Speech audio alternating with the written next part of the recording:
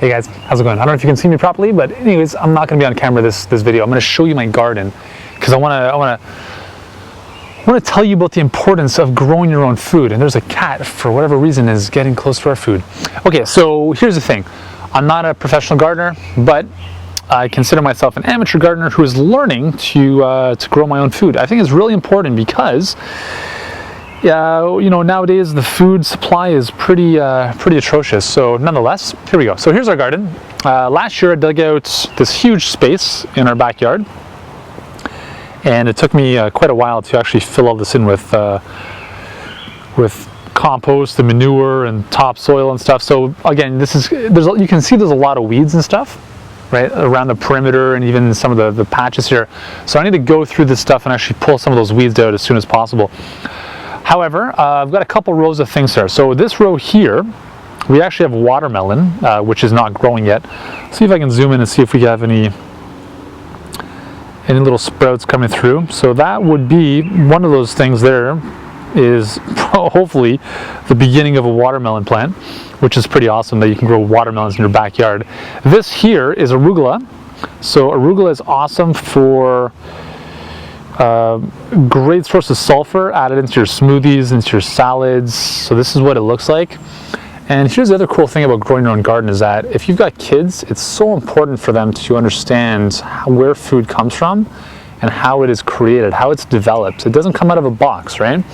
So, I think having that association from the earliest possible age is very, very important for developing good habits. Okay, so I can't remember what I planted in here. I've got 4 rows essentially, okay? So take this back out. We've got our watermelon on the left here, so right there. Arugula.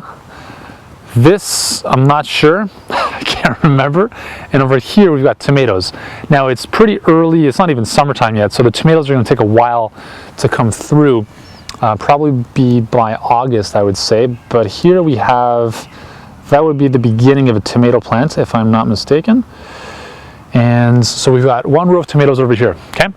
So then we've got our little makeshift boardwalk in the middle so I can actually walk in the garden. Over here, we have this really haphazard, this kind of looks like just a really, I don't even know what to call it. I don't even know. I think these are peas. I'm gonna just move this little fence out of here. So these are pea shoots, which are almost, they should be starting to bear some veggies soon.